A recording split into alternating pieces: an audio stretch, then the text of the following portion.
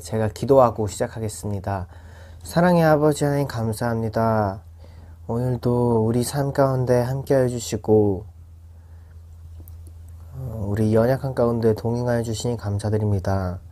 주님, 우리의 몸이 주님께서 계시는 머무시는 성전임을 기억하며 우리 발길이 닿는 곳마다 그곳을 거룩하게 바꾸고 또 기쁨의 현장으로 바꿀 수 있는 주님의 제자들 될 수 있게 도와주세요. 감사드렸고 예수님 이름으로 기도드립니다. 아멘. 찬양하시겠습니다.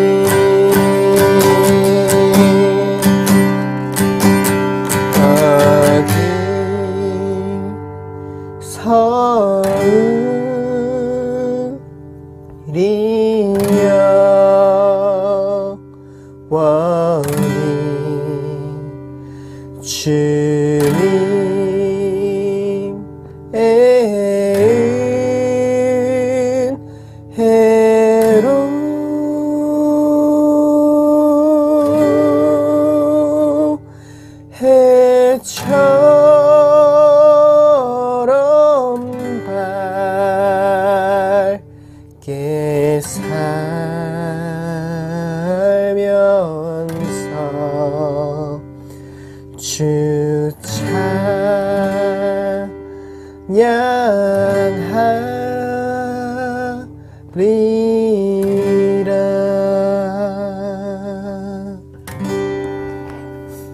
시간 함께 같이 기도했으면 좋겠습니다. 죄인된 우리를 위하여 이 땅에 오셔서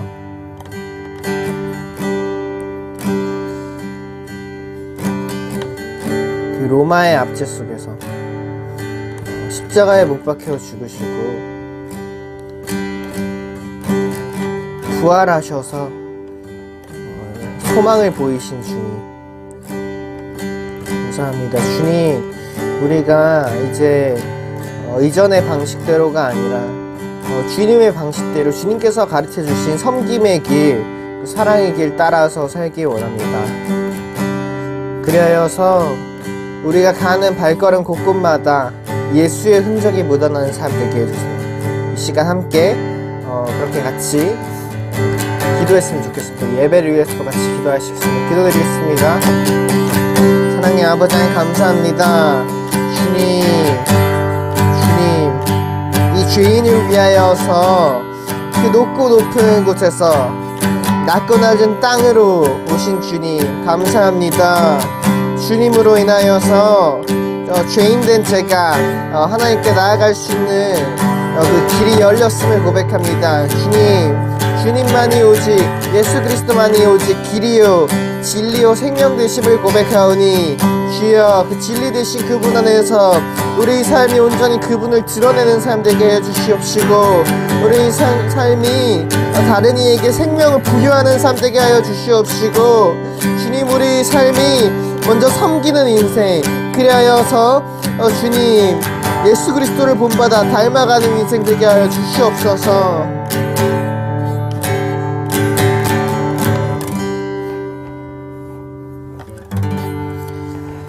사랑의 아버지 하나님 감사합니다. 우리를 자녀로 불러주셔서 감사합니다. 예수 그리스도의 그 도를 알게 하심에 감사드립니다. 주님, 삶을 살아가다 보면 여전히 우리 안에 있는 연약함들을 발견하게 됩니다. 그러나 주님, 우리가 주님을 따라가길 원하오니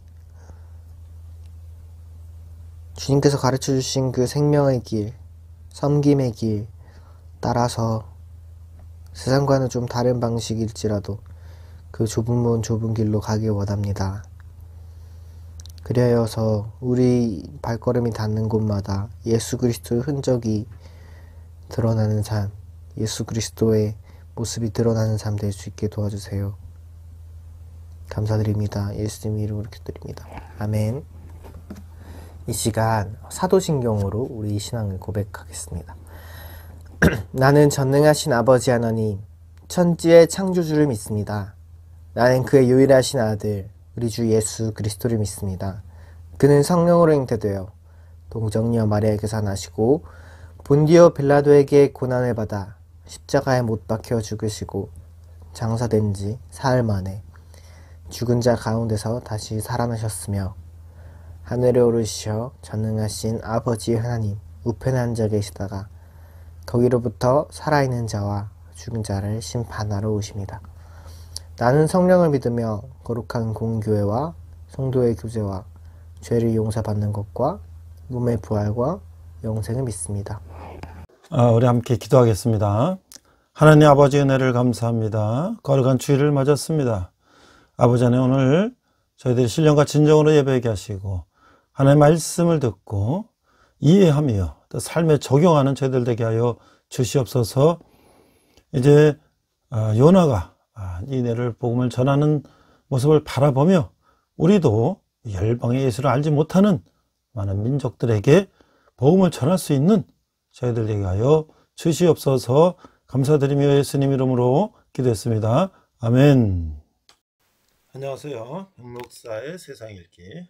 이번 시간은 우리가 어렸을 때 한 번씩 들어봤을 만한 명언, 소년의 야망을 가져라, Boys be ambitious, 윌리엄 스미스 클라크라는 분에 대해서 알아보고자 합니다. 자, 윌리엄 S. 클라크는 미국의 화학, 식물학, 동물학, 농학 교수이며 일본 홋카이도의 개척을 담당한 개척자이자 홋카이도의 개척 역사와 함께한 홋카이도 대학의 정신적 지주 역할을 하고 있다. 자, 이분은 미국의 매사추세츠 농업대학, 현 매사추세츠 대학교의 총장을 지내고 그 후에 홋카이도의 대학을 개척을 위하여 삿포로 농학교에 초빙되어서 현재는 홋카이도 대학이 됐는데 초대 이제 교장이 되어서 농학, 식물학뿐만 아니라 자연과학을 영어로 가르쳤으며 선제 낙농업을 홋카이도에 정착시켰다.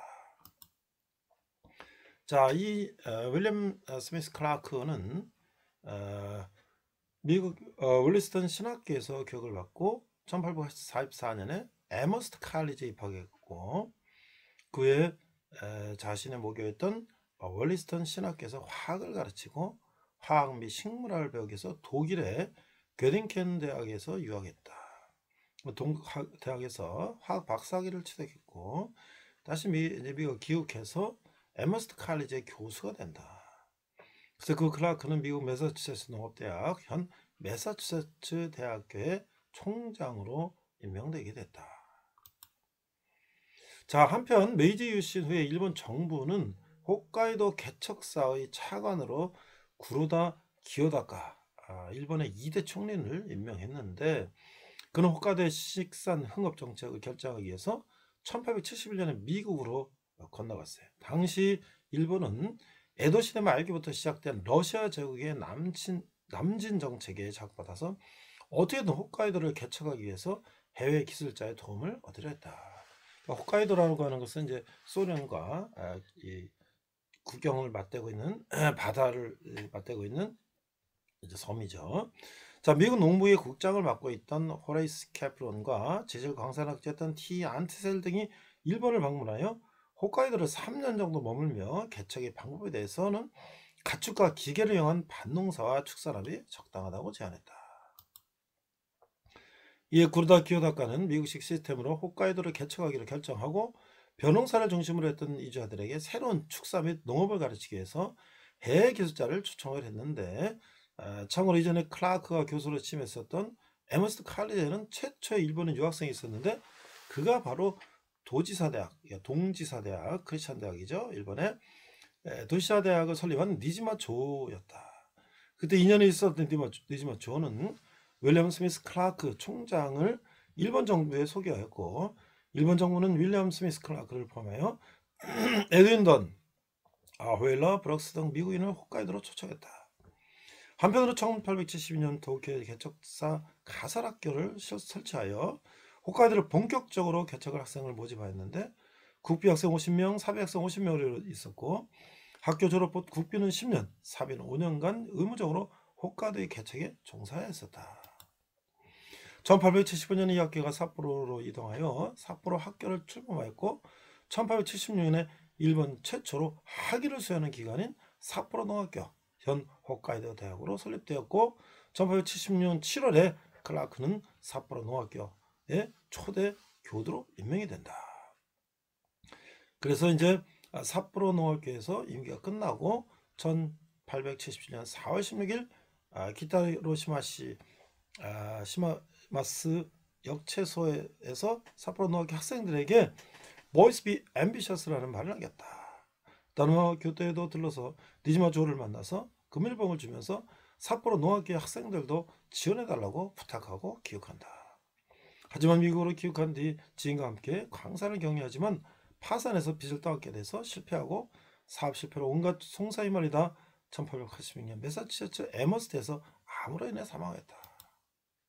자, 일본에서 업적에 비해서 말년은 매우 초라했는데 그는 미국에 귀국한 후 세상을 떠날 때까지 삿포로에서의 생활을 잊을 수가 없어서 삿포로에서 보냈던 생활이야말로 인생에서 가장 빛나는 순간이었다는 말을 남긴 것으로 전해지고 있다. 자, 그 교육과 철학은 클라크는 모든 수업을 영어로 했고 학생들을 야외로 데리고 나가 대자연 속에서 동식물학, 광물학 등의 자연과학을 가르쳤어요. 구로다 기요다카는 클라크의 일을 높이 평가하고 학생들을 위한 도덕교육도 의뢰했으며 클라크는 이에 대해 기독교 신앙에 입각한 교육을 하겠다면서 학생들에게 예수를 믿는 자의 계약에 서명하도록 하고 이에 따른 도덕교육을 실시한다. 한편 클라크는 선진 낙농업을 홋카이도에 정착시켰고 삿포로 농학교 개교 초기에 계획적사 관할의 임야에 농원을 개설하고 미국식 축사의 도입을 지시했어요. 높은 곳에서 건초를 떨어뜨리면 소가이를 섭취해 배출된 분뇨는 돼지가 먹는 식이다. 홋카이도의 낙농업의 시초가 된 것이다. 윌리엄 스미스 클라크의 지도에 따라 삿포로 농학교는 개교와 거의 동시에 광대한 농장을 열고 홋카이도 이주자를 위한 현대적인 대규모 농업을 채용하는 거점이 되었다. 윌리엄 스미스 클라크의 구상은 매사추 농과대학의 제자인 W.P. 브룩스 등에게 인계되어 홋카이도 개척에 적합한 작물과 농기계 수입과 선정, 재배 및 관리 방법의 지도를 실시하였고 홋카이도 농법 구축에도 크게 공헌했다. 또한 윌리엄 스미스 클라크는 식물학 및 원예학 교육을 위해 식물원의 필요성을 제안했고 당시 소규모의 식물원 부지를 개척사로부터 할양받았다. 후에 삿포로 박물관 부지 약 4만 평이 삿포로 농학교에 이양되어 일본 최초의 근대적인 식물원인 홋카이도 대학 농학부 식물원 및 박물관이 설립되었다. 한편 일본 제국 측은 면학 분위기와 교내질서 확립을 위해 엄격한 규율이나 학칙을 제정할 것을 권했지만 클라크의 교육 철학은 달랐다. 그는 규율과 단속으로는 진정한 인간을 만들 수 없다면서 한마디의 구호로 학칙을 대신했는데 Be gentleman, 신사가 되어라 했던 것이다. 일본 최초의 학위 수요견이자 당시 홋카이도 개척의 최전선 역할은 삿포로 농학교는 클라크 교육 신념 아래서 니토베 아나조, 미야베 긴고, 아리시마 다케오, 야마모토 다다시무로 오스와타리 우찌무라 간조, 우리가 많이 들었던 우찌무라 간조 선생도 여기 학생이었다. 히로이 이사미 등 당대 메이지 시대 최고의 영향을 가진 유명 인사를 다수 배출했으며 후에 제국대학으로 승격하여 현재의 홋카이도 대학이 되었다. 홋카이도청 구 본청사에도 클라크 박사가 기타르 시마마스 역제소에서 삿포로 농학교 학생들과 송별하는 장면이 그려져 있는 유화가 전시되어 있으며 거기에 써있는 그가 남긴 말의 전체 글귀는 다음과 같다. Boys be ambitious. Be ambitious not for money, for selfish aggrandizement, not for that evanescent thing which each man call fame. Be ambitious for the attainment of all that a man ought to be. 이렇게 돼 있는데 소년이 야망을 가져라. 돈이나 이기심을 위해서도 사람들이 명성이라 부르는 덧없는 것을 위해서도 말고 단지 사람이 갖춰야 할 모든 것을 추구하는 야망을 가져라. 이 제자였던 우찌무라 간조는 클라크가 여기서 지칭한 소년, 보이스라는 것은 단순한 젊은 남자를 지칭하는 것이 아니라 희망을 위해서 전진하고 있는 모든 사람이다라고 설명을 하고 있어요. 자, 일본의 홋카이도를 발전시키기 위해서, 농업을 발전시키기 위해서, 축산업을 발전시키기 위해서 미국의 윌리엄 스미스 클라크라는 학자를 모셔다가 홋카이도를 개척하고 대학을 설립하고 했는데 그가 진정으로 일본인에게 전하고 싶은 것은 예수 그리스도가 아니었을까 생각합니다. 이상 백목사의 세상 읽기였습니다. 이번 시간은 요나서를 나누도록 하겠습니다. 요나서에서 보는 하나님의 마음, 요나서 1장부터 4장까지 말씀인데요. 본문은 요나서 4장 11절 말씀을 한 절을 한글과 영어로 함께 읽도록 하겠습니다. 자막을 보면서 함께 읽도록 하겠습니다. 요나서 4장 11절. 하물며 이 큰 성읍 니느웨는 자아를 분별하지 못하는 자가 12만 명이요 가축도 많이 나니 내가 어찌 아끼지 아니하겠느냐 하시니라. 자, NASB 버전 전하 4장 11절. And should I not have compassion on Nineveh, the great city in which there are more than 120,000 persons who do not know the difference between their right and left hand, as well as many animals. 이렇게 돼 있어요. 자, 우리가 이제 선지서를 우리가 공부하게 됩니다. 자, 우리가 이제 선지서를 읽게 되는데 그 선지서가 쓰인 시대적 배경이 어떤 것이냐. 자, 성경은 다른 종교 경전들처럼 추상적이거나 이념적이거나 때로는 공허하기까지는 그건 다르게 그 시대적 상황에 임하는 하나님의 말씀이 있기 때문에 성경의 역사적 근거 위에 써진 것이라는 거죠. 그래서 선지서는 그 시대적 배경을 읽고 알고 읽어야지 그 시대에 임하는 하나님의 말씀을 이해할 수 있고 그래야 그 말씀의 현대적 의미를 파악할 수가 있다는 것이에요. 현재 히브리 원어는 이 나비라고 하는 나비. 히브리 말로. 그건 이제 입이라는 말인데, 하나님의 입이라는 그 말은 선지자는 예언가라서, 즉, 이제 말을 대신은 전하는 대언자이지, 그 미래를 예측하는 그 fortune teller, 점쟁이처럼 미래를 예측하는 그런 말이 아니라고 하는 거예요. 그래서 예자는 그 맡길 예금할 때 하나님 우리에게 맡긴, 예언자에게 맡긴 말을 하는 것이죠. 예언자를 영어로 prophet이라고 하는데 그 pro라는 것은 앞이라고 하는 beforehand라는 뜻이라기보다는 뭘 대신하다 라는 뜻을 가진다는 거예요. 그래서 예언자는 누구를 대신해서 말하는 자를 말하는 것인데 바로 하나님을 대신해서 말한다는 것이죠.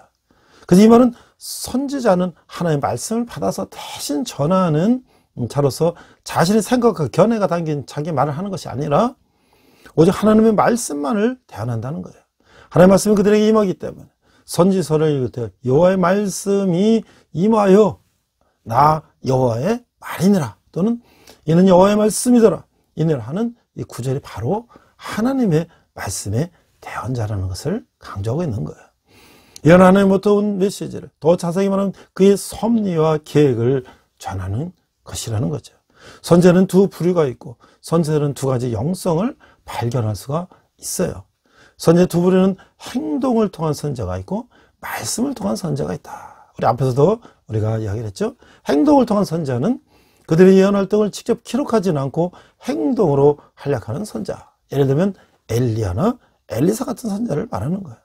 자, 말씀을 통한 선지자는 예언의 말씀을 기록으로 남긴 선지자. 즉 이사야 같은 선지자를 말하고 있는 것이죠. 그들의 사회의 특징은 기적을 일으키는 것과 다른 선지자들과 마찬가지로 개혁에 중점을 두고 있다고 하는 거예요.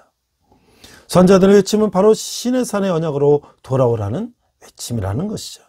여기서 구약 성경, 특히 선지서에는 두 가지 영성이 간조됨을 우리가 알 수가 있는데 구약의 영성은 즉 언약, 즉 신의 산 언약에 의한 율법의 십계명의 내용, 하나님의 관계와 이웃과의 관계를 근거하는 것이죠.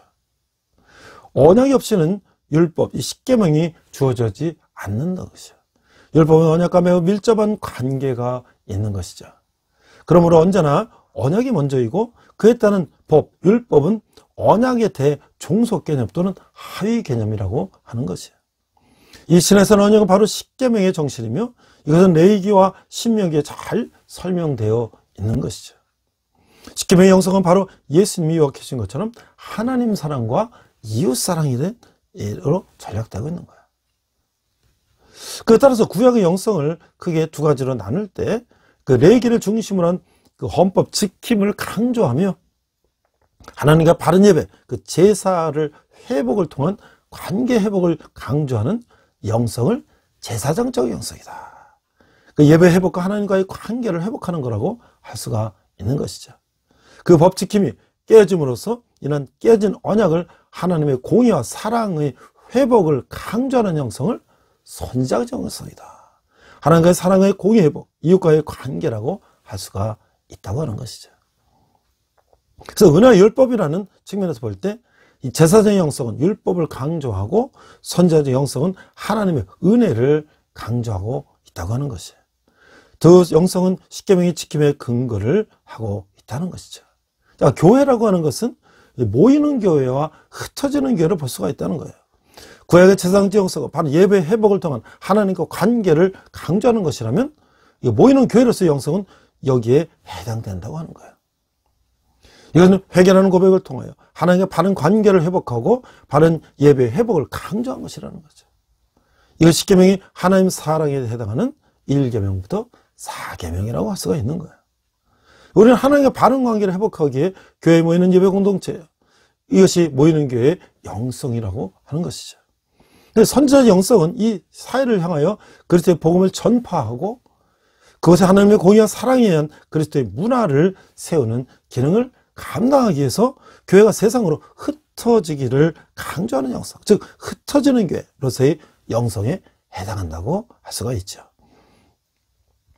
이것은 십계명의 예수라는 정신, 그래서 5계명부터 십계명이고 복음 전파를 도하는 그리스도의 문화를 세움으로써 사회 개혁을 강조하는 영성이라고 하는 거예요. 이것이 바로 예수님이 마태복음 9장 35절 36절에서 말씀하신 내용인데 우리 함께 읽어보겠습니다. 35절, 예수께서 모든 도시와 마을에 두루 다니사 그들의 회당에서 가르치시며 전국 복음을 전파하시며 또 모든 병과 모든 악한 것을 고치시니라. 36절, 우리를 보시고 불쌍히 여기시니 이는 그들이 목 잡는 양과 같이 고생하며 기진함이라. 자, 여기서 보는 것처럼 이 세상을 민망히 여긴다. 이거는 뭐냐면 그냥 안타깝고 불편한 정도가 아니라 이 창자가 순서가 뒤바뀌는 아주 그 애끓는 마음으로 세상을 보고 계시다는 거예요. 그런 영성을 말한다는 거예요. 그것도 마태복음 25장의 얌과 염소에 비해서도 이 보는 영성이에요. 하나님 나라는 바로 이 두 가지 영성이 합하여 균형 있는 조화를 이룸으로써 세워가는 것인 것을 우리가 명심해야 한다는 것이죠. 기독교는 안식의 종교지만 안주를 추구하는 종교는 아니라고 하는 것이죠.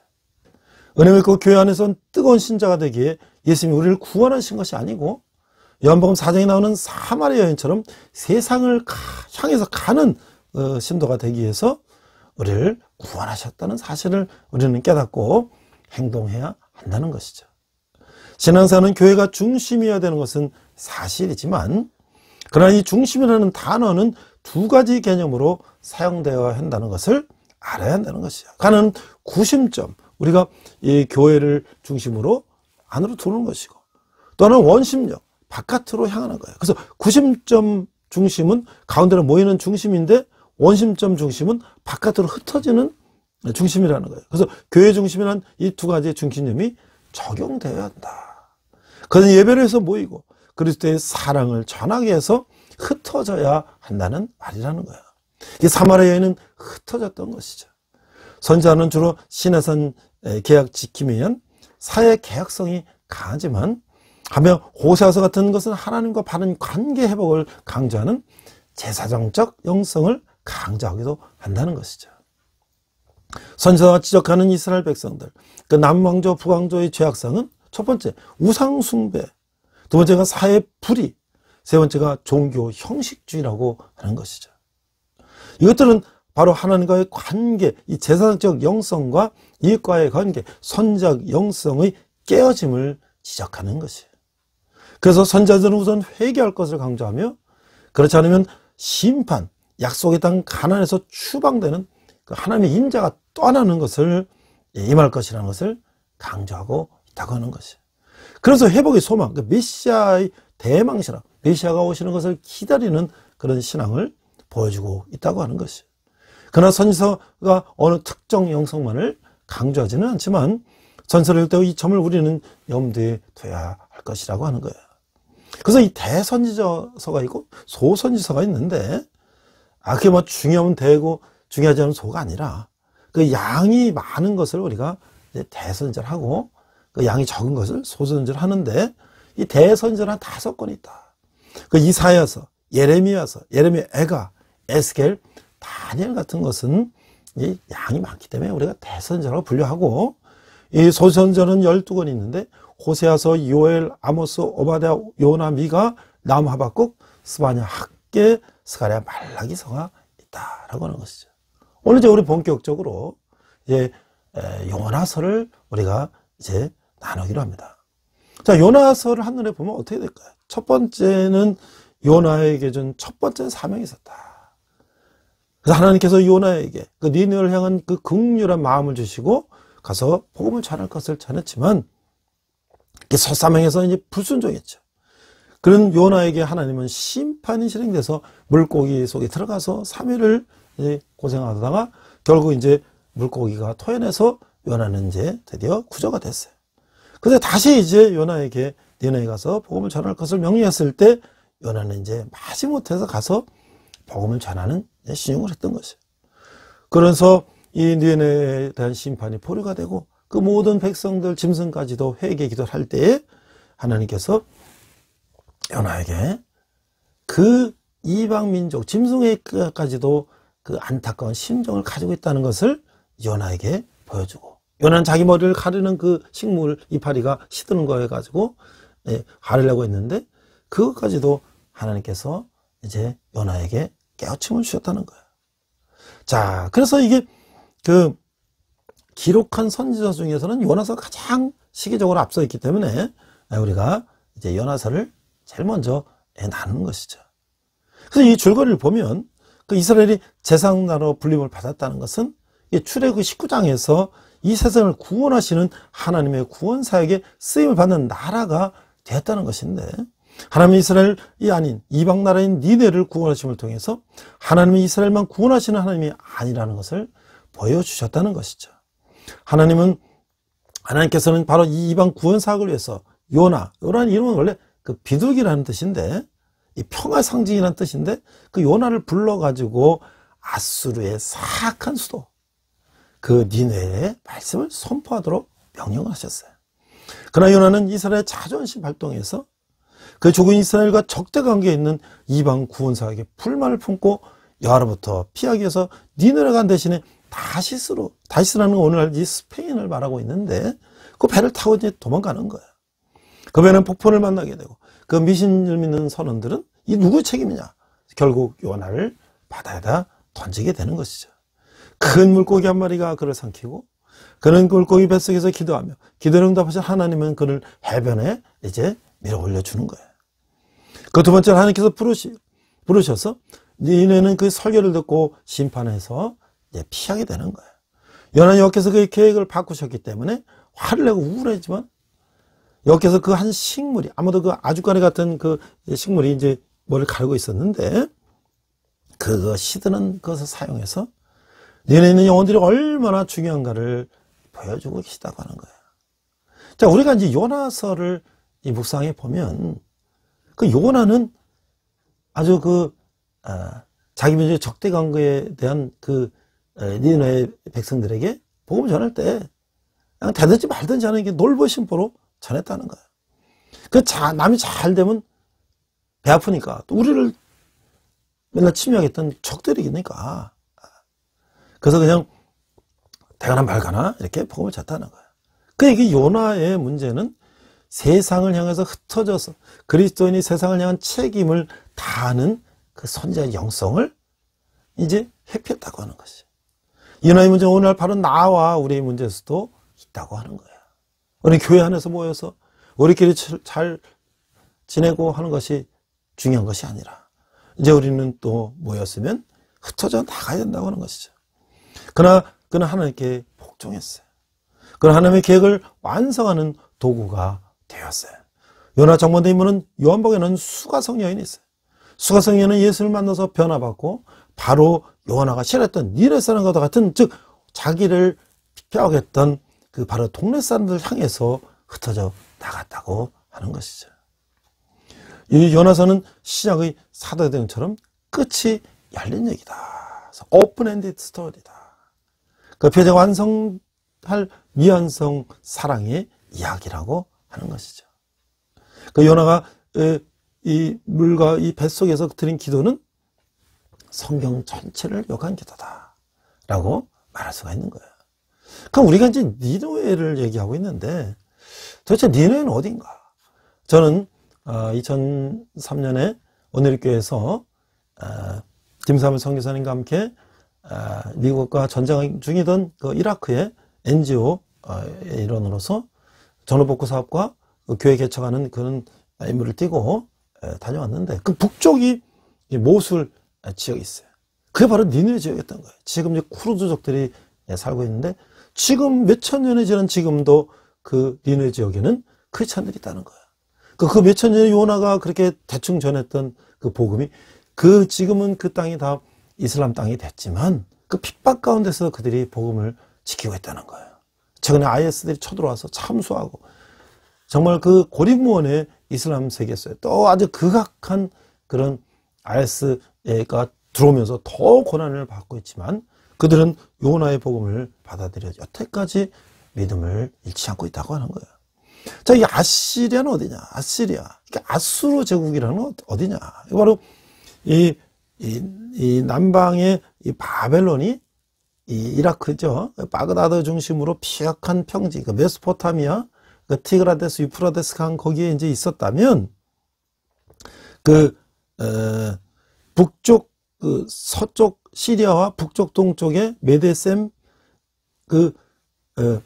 엘람 땅인 페르시아가 접하고 있었는데 그쪽에 북쪽에도 교통이 발달하고 그래서 아수르는 일찍부터 아주 거기가 메소포타미아 문명의 한 축을 이루고 있었다. 그래서 그 북쪽 지역도 그 터키 소아시아 지방에 그 무역 식민지를 세워서 그 양철과 그 식물들을 수출하였고 은을 수입해 갖고 거기도 이제 강력한 국가를 세우기 시작했다. 그래서 남쪽에는 이제 바벨론이 있고 북쪽에는 아수르가 있고 그래서 그 지역을 이렇게 나눠서 큰 나라로 발전을 했는데 결과적으로 그 아수르가 강성해져서 그 북이스라엘을 이제 무너뜨리고 멸망시켰고 이제 남쪽에 이 바벨론이 이제 갈대아라 그러죠. 바벨론이 강성해져서 남쪽 유다를 이제 함락시키는 그런 역사의 동시대에 강력한 국가를 가지고 있던 것이 바로 아수르였다라고 하는 것이죠. 자, 그러면 니누에는 무엇인가? 어딘가? 그 아시리아 왕국의 수도인데 티그리스 강 상류 동쪽 기슭에 있는데 거기에 이제 보면은 BC 600년 전에도 뭐 도서관이 있고, 그렇죠? 그 서령 문자를 이 점토판에 이렇게 새겨서 그걸 4만 장이나 그 수집하고 그 도서관에 이렇게 저장할 정도로 문명이 발달한 지역이다라는 것이죠. 그래서 19세기 중엽에 레어드라고 하는 사람이 발굴해가지고 여러 차례 그런 유적들을 갖다가 영국 대형 박물관에다 보관해 놨다. 그래서 바로 이 아시리아 연구의 일대 보고다. 그 모술 지역, 지금의 이라크 북쪽의 모술 지역이 바로 니누의 지역인데 그것이 그 당시에 상당히 발전된 문화를 가지고 있었다. 그래서 바벨론, 아시리아 문학이 그거를 그대로 전하는 아주 문화 유적들이 많은 곳이 바로 그 니누의 지역이었다. 그래서 이 요나의 목적지가 그 아시리아 제국의 가장 큰 도시인 그 니누에 있었는데 하나님 이스라엘을 매일 침범하고 하는 그 아수르의 니누에까지도 안타까운 마음으로 그들에게 요나를 보내서 복음을 전하게 했던 것이죠. 그래서 거기에 이제 요나와 나훔이 나오는 거예요. 그 요나서의 주인공이 그 히브리 선지 요나는 니느웨로 가서 설교를 통해 회개시키라는 명령을 피해서 도망갔지. 그래서 고레 속에서 나오고 그래서 요나는 다시 명령을 따랐지만 이 니느웨 백성들은 아주 예상과 달리 철저한 회개를 하고 이제 하나님을 받아들였다고 하는 거야. 그러나 나중에 결국은 그 니느웨도 바벨론이 쳐들어와서 결국은 멸망하게 됐는데 그것은 바로 뭐예요? 그 도시가 버려진 폐허로 남을 것이라는 예언이 적중됐다는 거예요. 그것도 하나님이 예언하신 대로 그대로 이제 실현됐다. 그래서 1800년대까지 그 도시는 발견되지 않았는데 그것이 바로 창세기 10장 11절에 여호와 앞에서 용감한 사냥꾼이 된 그 니므롯이 니느웨를 건설했다라는 것은 성경에도 기록되어 있다고 하는 것이죠. 자, 이제 저는 이 요나서를 묵상하면서 그 이스라엘을 쳐들었던 그 악한 나라를 하나님은 그 나라조차도 이제 그 백성들을 살리게 해서 하나님이 누구신지를 알고 하고 우상 없어 돌아오기를 권했는데 우리 대한민국에는 어떤 적들이 있는데 우리가 그 적들을 어떻게 생각해야 될까라는 걸 생각해 보는데 가장 우리 최근 근세사에 있어서 물론 조선시대 그 이전도 마찬가지겠습니다만 우리에게 아주 많은 적대적인 역할을 했던 나라가 몇 나라가 있는데 그 중에 하나가 일본이라고 하는 것이죠. 그래서 일본은 우리나라를 임진왜란, 뭐 정유재란, 또 일제 35년 계속 우리를 괴롭히게 쳐들어왔는데 도대체 일본은 어떻게 그렇게 강대국이 됐을까? 우리가 여러 역사적인 사실을 통해서 우리가 다 알고 있었지만 다시 한번 우리가 한번 생각해 보면 그 1853년에 일본은 그 미국의 동인도 함대 사령관 그 페리 제독이 배를 이끌고 이제 일본을 개항을 하게 했어요. 그래서 결국 일본은 개항이 됐죠. 자, 그런데 그 당시 어떤 때였습니까? 막부들, 쇼군, 장군들이 이제 나눠서 도쿄, 오사카 이렇게 나눠가지고 뭐 풍신수기라든지 이런 도요토미 히데요시라든지 도쿠가 이에야스라든지 뭐 이런 사람들이 오다 노부나가 뭐 이런 사람들이 막 했던 임진왜란 쭉 내려왔던 그 막부 쇼군들이 정치하는 시대였는데 그들이 이제 독단적으로 이제 이렇게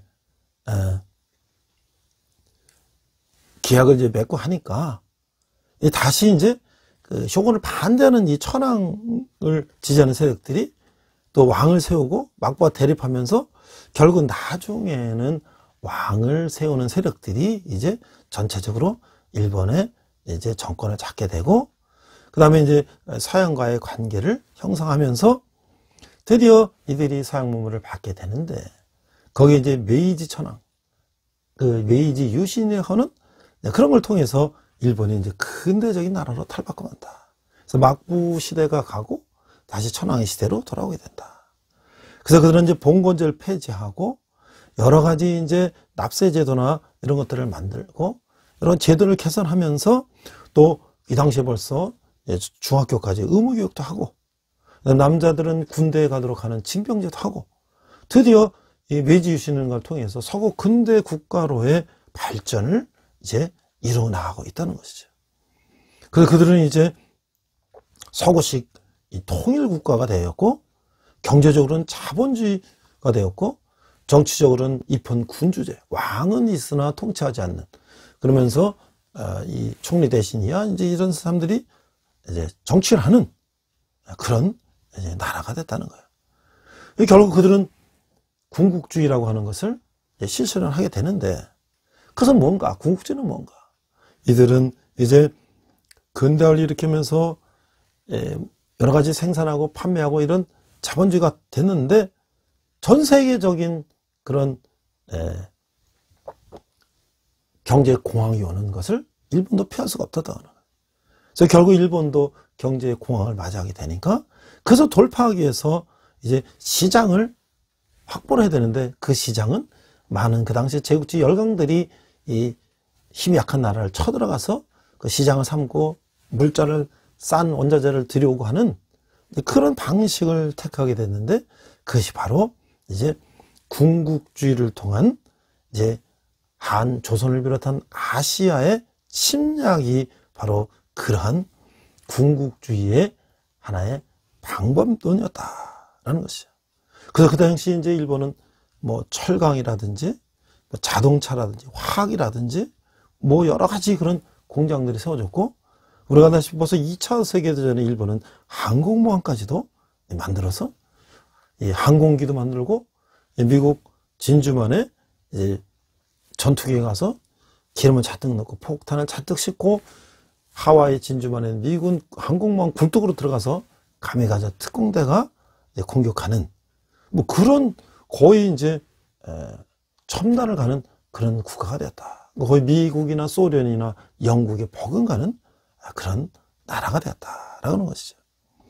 그러면서 이제 그들은 내부적으로는 이제 천황을 중심으로 모든 체제를 군국주의 체제로 가면서 공산주의나 사회주의나 기타 등등의 모든 세력들을 다 탄압하면서 군부가 정권을 잡고 유지하는 그런 군국주의 국가가 되었다라고 하는 것이죠.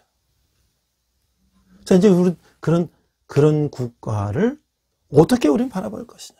우리는 우리를 지배하고 침략하고 우리를 모든 젊은이들 잡아다 군대에 보내고 또 노무자를 갖다 보내고 우리 물자를 다 뺏어가고 우리를 완전히 언어와 우리의 성씨까지 다 바꾸게 하고 우리를 그렇게 지배했던 그 나라를 우리는 계속 그들을 미워하고 그들을 원수로 삼고 있어야만 되는 것인가 라는 부분에 대해서 우리는 다시 한번 생각해 봐야 되겠다. 물론 이 독일이 히틀러가 유대인을 그 학살하고 했던 것에 대해서 독일 사람들은 계속 그 수상이 가서 사과하고 여러 가지 그런 이제 활동들을 했죠. 그렇지만 일본 유대인들은 그 용서나대 그 역사적인 사실은 잊지는 말자 라면서 그것을 승화시켰던 거예요.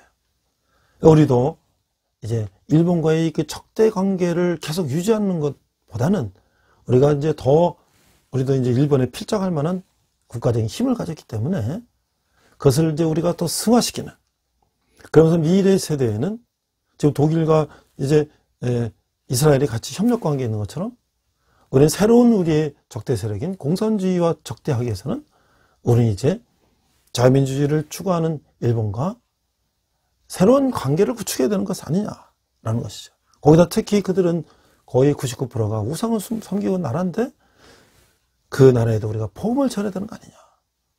바로 이것이 요나서가 우리에게 하나님께서 주신 마음이라는 거예요. 세계 선교는 꼭 해야만 하는 것일까?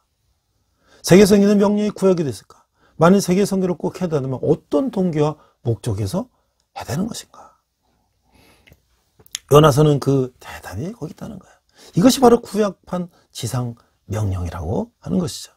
요나서는 두 개의 큰 이야기가 병행되면서 반복되는 구조로 되어 있는데, 첫 번째는 선교 사명을 불순종했던 요나에서, 두 번째는 선교 사명에 대한 마지못한 순종을 했던 요나의 이야기라는 거예요.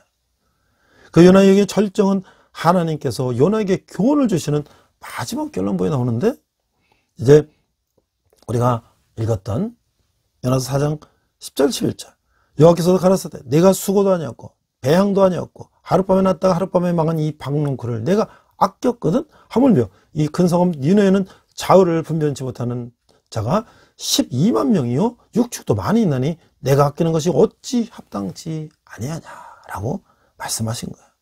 바로 이 결론 부분에서 세계 선교에 불순종했던 요나와 세계 선교라고 하는 하나님의 마음이 대조되어 있다고 하는 거예요. 즉 요나는 하나님의 선교 명령에 불순종했을까?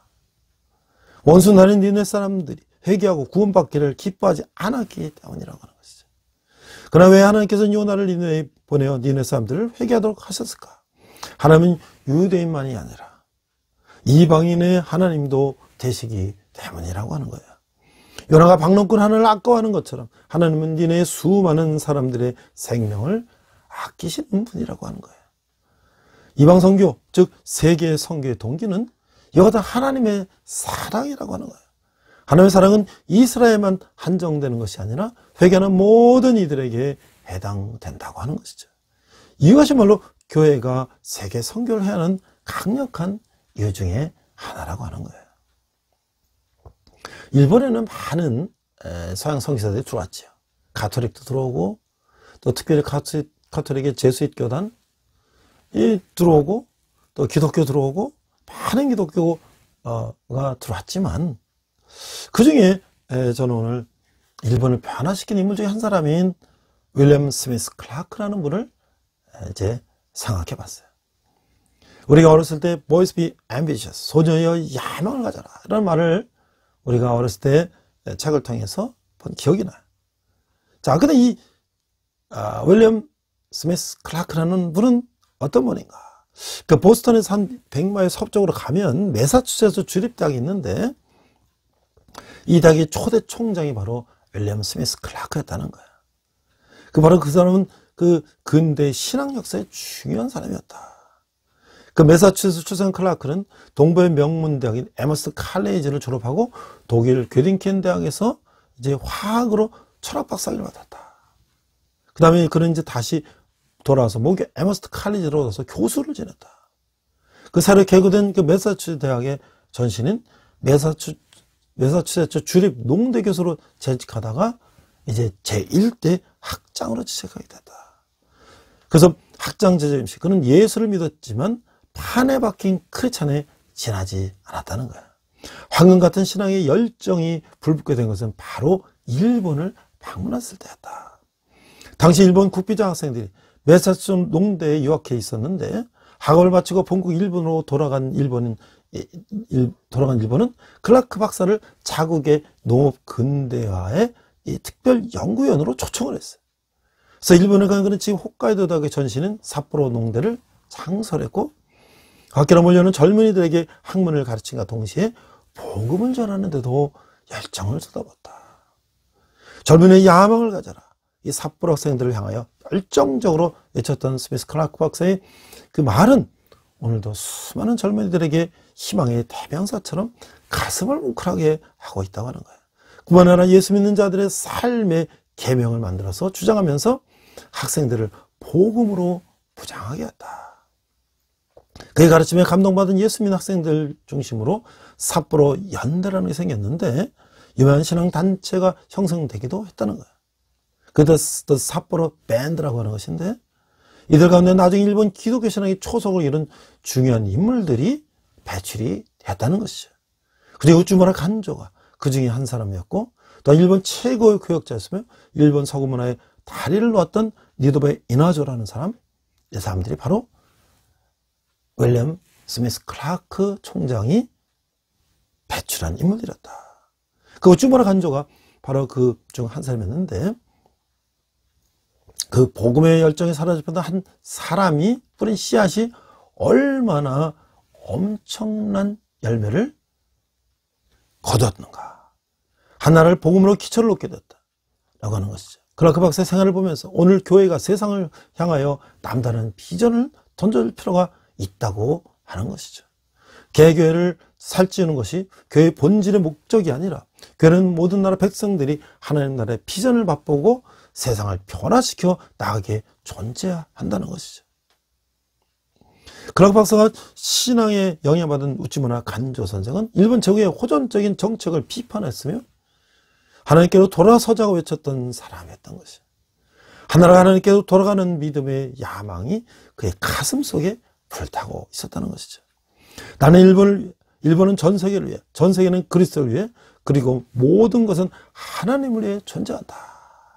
I for Japan, Japan for the world for Christ and all for God이라고 얘기했던 거예요. 그가 즐겨있는 성경책의 좌우면으로 써놓은 이 글은 죽은 후에도 그의 묘비에 적혀져 있었다고 하는 거예요. 오늘 교회는 하늘의 영광을 무시한 채 세상적인 영광을 축적하기 위해서 악한 인력들을 교회의 이 비만을 위해서 소비하겠다. 교회를 살찌우는 데 소비하겠다는 거예요. 영원한 하나님의 교회를 위하여 지극히 유물론적인 욕심을 버릴 수는 없을까라는 것이 우리의 질문이죠. 우찌무라 간조가 에미스터 컬리지에서 유학하는 시절 그에게는 깊은 고민이 있었어요. 전통적인 편파적인 교단 정치에 휩싸인 기독교도들에 대한 회의가 있었다는 거예요. 그런 고민을 안고 있는 그에게 단지 에머스 카리지 총장은 중요한 조언을 해줬는데 그때를 계기로 우찌무라의 인생에는 새로운 국면을 맞게 되었다라고 하는 거예요. 우찌무라, 너 자신에 대한 것만 바라보면 결국 좋은 결과를 얻을 수가 없다. 너 자신을 뛰어넘어 더 넓은 세상을 바라보라. 너는 왜 십자가에서 너의 죄를 용서하시고 구원하신 예수님을 바라보지 않는가? 너 자신에만 집착하는 생각을 멈출 수는 없겠는가? 라는 말이었다는 거예요. 지금 너의 모습은 마치 나무를 화분에서 심는 어린아이 같구나. 나무를 뽑아라. 그리고 그 나무가 만족할 만하게 자라고 있는지를 관찰해보라. 너의 모든 것을 창조하신 하나님을 의지하지 않는가? 그리고 내 생에 일어나는 모든 것을 믿음으로 받아들이지 않는가? 라는 질문을 했다는 것이죠. 많은 우쭈무라 간조 일생에 박힌 모처럼 깊이 박힌 모처럼 따라다녔다는 거예요. 그러니까 그는 교회가 작은 화분에만 심겨진 것 같은 제한되기를 원하지가 않았고 그는 교회가 세상의 국가를 향해 복음으로 바로 설 수 있도록 외치며 희생하며 거룩한 삶을 보이는 모체로 존재하기를 바랐다고 하는 거예요. 교회가 성장하는 것은 그것은 참으로 중요한 일이죠. 그러나 성장의 궁극적인 목적과 세상을 향한 복음의 본질적인 사명을 상실한 교회는 존재의 가치조차 포기한 예수님 당시의 성전과 다를 게 무엇이 있겠나 하는 것이죠. 돌 하나 돌이 남지 않고 다 무너뜨리라고 하신 예수님의 말씀이 우리 현대 교회를 향한 예리한 채찍이 아닐까 생각이 되는 거예요.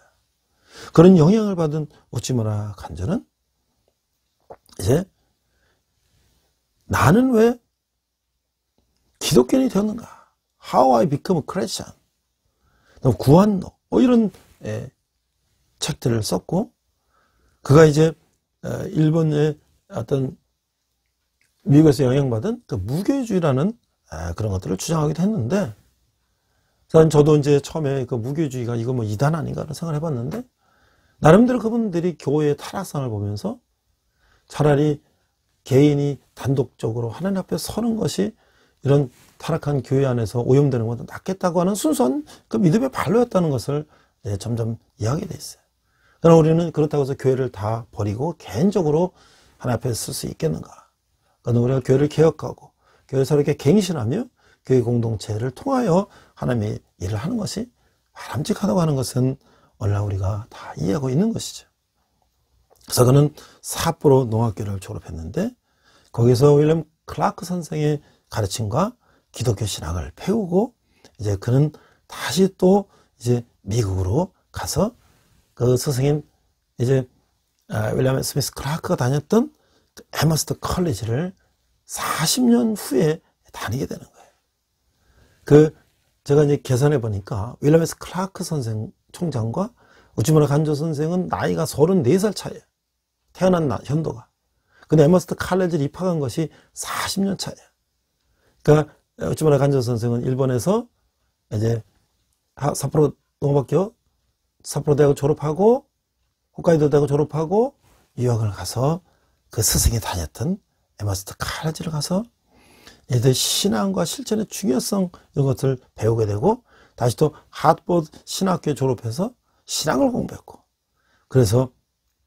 그런데 그는 이제 미국 교회 교단 정치나 이런 거 실망하고 이제 신학을 자퇴했다는 거예요. 그리고 이제 도쿄에 들어와서 제일 고등중학교 선생하고 그 다음에 이제 일본 도쿄 해양대학의 전신인 일본 수산전습소라는 수산 동문학을 가르치고 이제 성서 연구 이런 잡지를 간행하면서 일본을 하나님의 나라로 만드는데 이제 수고를 했다고 하는 거죠. 그 신학은 기존 교회에 대한 반발이 아니라 성서의 권위를 존중한 복음주의였어요. 교회 간의 성서와 기독교의 신학의 원천이라는 오직 성서, 우리가 마틴 루터의 종교개혁에 보면 솔라 스크립트라, 오직 성경이라는 그 말을 그가 이제 중요하게 생각했다는 거죠. 성서가 하나님의 영감으로 기록된 하나님의 말씀을 믿는 고백했으며 나의 신은 예수 그리스도의 십자가의 보혈로 말미암아 얻은 구원에 대한 감사할 뿐이다. 그러나 나의 신앙은 낡았고 구식이다 라면서 그리스도의 십자가만을 강조했다는 거예요. 그래서 앞서 말한 것처럼 그 무교주의를 중요하다는 것도 기독교적 신앙의 근거는 가정인 교회, 예배당이 아닌 성경이라고 봤기 때문이라고 하는 거예요. 그 우리주마다 간절 기독교 신앙의 유일한 근거는 성서일 뿐 교회 그 간섭은 기독교를 담아내는 껍데기라고 주장을 했던 것이죠. 자, 구한옥에서는 죄인인 사람은 스스로 평안을 구할 수 없으나 예수께서 우리의 구원을 위하여 자신을 희생하셨기 때문에 평안을 얻는다고 했다고 하는 것이죠. 하지만 그런 신학은 개신교 주력에서는 비판을 받게 됐어요. 그 물적인 장소로서의 교회, 신학, 전통, 관습을 무조건 버리는 형태의 교회는 역설적으로 성경에 대한 자의적, 이단적 해석을 용인하게 되고 교회 자체가 자멸할 수 있는 치명 단점이 있기 때문이라고 하는 것이죠. 실제로 우찌무라 간조의 신학은 퀘이커 교도의 영향을 크게 받았는데 그 친구인 그 니도베 인나조는 확실한 이제 퀘이커 교도가 됐다고 하는 거예요. 자, 오늘 이제 우리 일본을 바라볼 때 일본의 개신교에 힘을 쓰지 못하는 여러 이유 중에 하나가 그 우찌무라 간조의 또 영향도 있다고 보고 있어요. 그의 사상, 서구식 자유주의 신학의 영향을 함께 받은 일본 개신교가 결국 신사참배라든지 비기독교, 반기독적인 행위를 용인하고 타협하는 쪽을 갔기 때문에 이제 일본의 기독교가 순수성을 잃고 이제 혼합주의에 빠지게 됐다라는 것이 오늘날 반성이 되고 있어요. 그러나 그 앞에서 우리가 했던 요나가 이스라엘을 쳐들어왔던 그 니느웨를 향해서 자기는 복음을 전하기 싫었지만 하나님의 명령을 따라 복음을 전했을 때 그들이 니느웨 백성들이 짐승까지도 회개하고 돌아온 것처럼 우리가 일본이 우리를 쳐들어오고 계속 우리의 원수였지만 그 나라를 향해서 우리가 이제 복음을 받은 것을 그 원수들에게 예수님 원수를 사랑하라는 말씀처럼 우리가 그들에게 다시 복음을 전해주는 노력을 할 때가 되었다. 사실 일본에 대해서 적대적인 생각을 갖는 것은 어떻게 보면 공산주의 전략일 수도 있다. 각근 이론이라는 것이 있는데, 공산주의 김일성은 이 각근에 두 가지 끈이 있는데, 하나는 일본이고 하나는 미국인데, 둘 중에 하나만 끊어버리면 갓은 바람에 날려 떨어진다.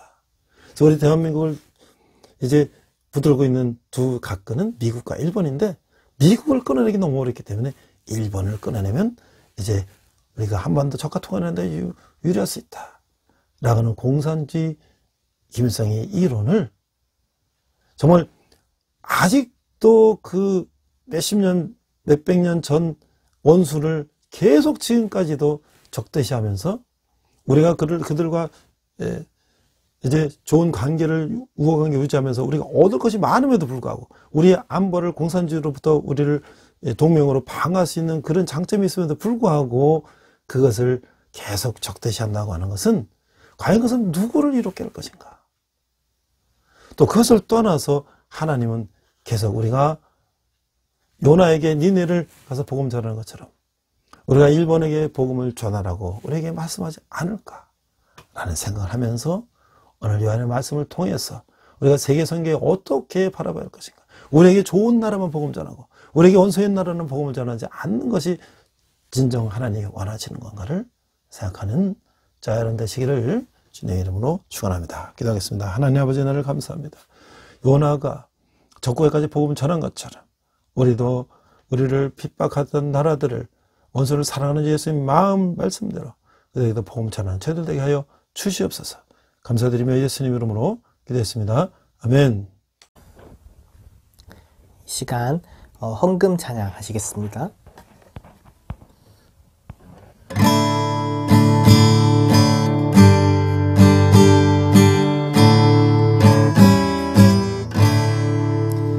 내게 있는 모든 것을 아낌없이 드리네. 사랑하고 의지하며 주만 따라 살리라. 주께 드리네. 주께 드리네.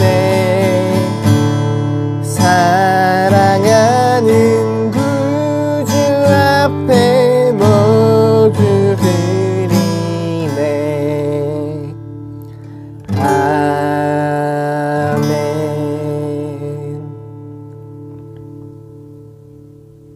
자, 이제 캠퍼스가 이제 본격적으로 이제 활발하게 움직이고 있습니다.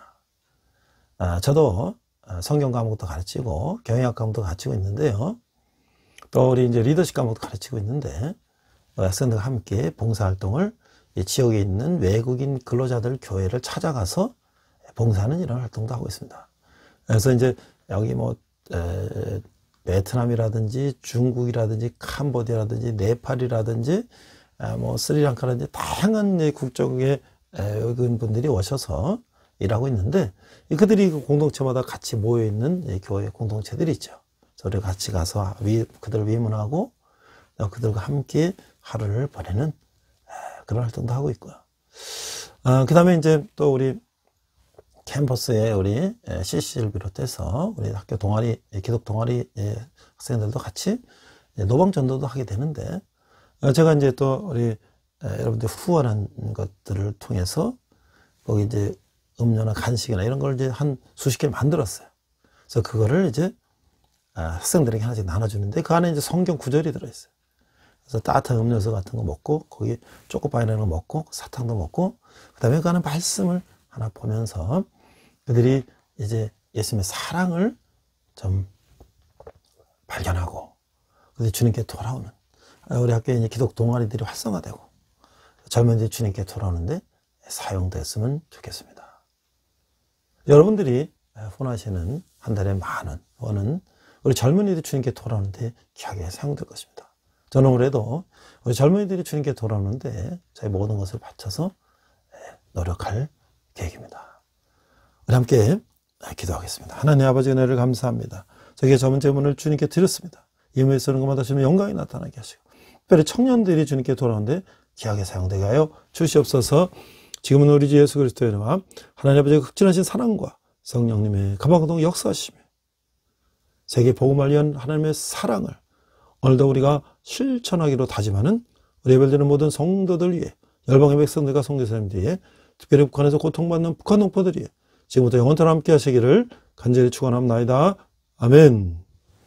네, 선한 능력으로 찬양하시면서 한 주간 승리하시기 바랍니다. 이 시간 함께 결단 찬양 선한 능력으로 부르시겠습니다.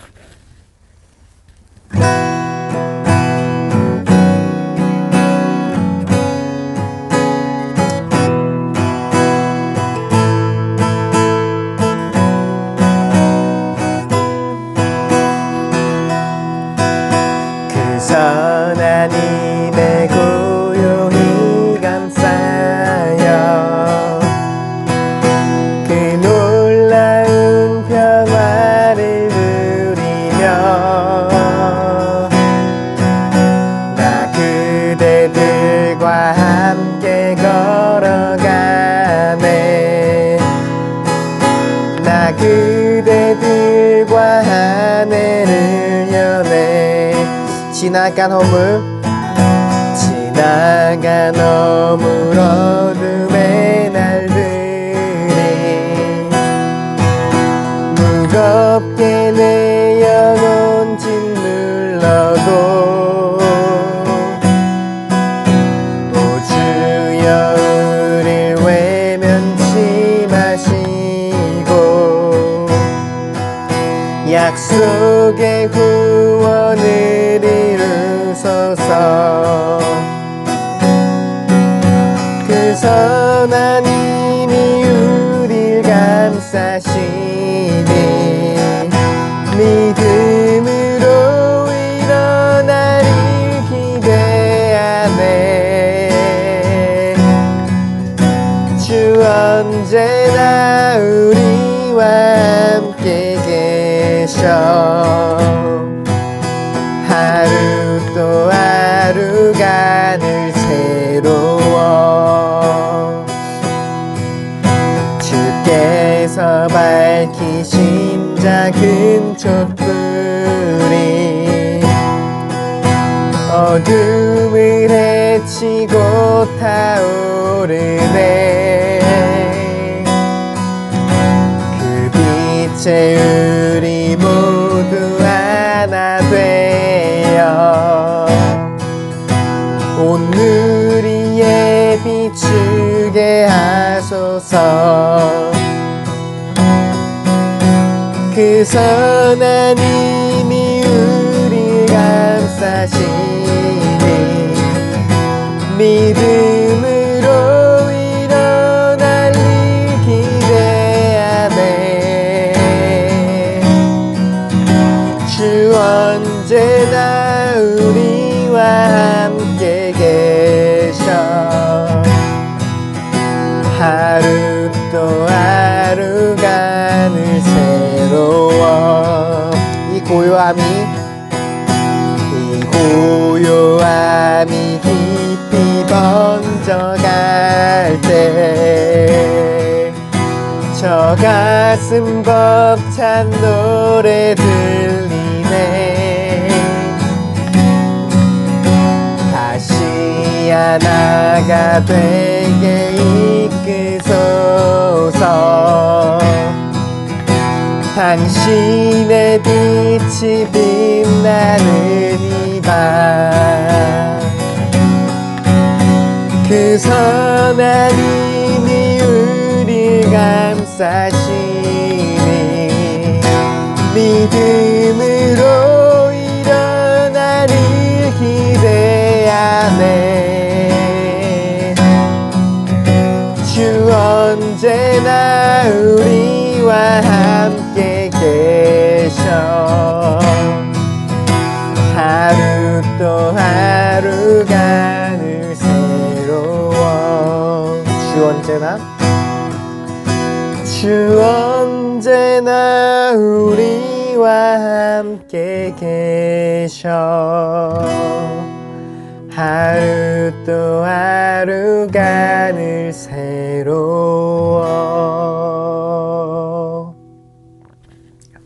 주님과 동행하는 복된 한 주 되시길 축복합니다.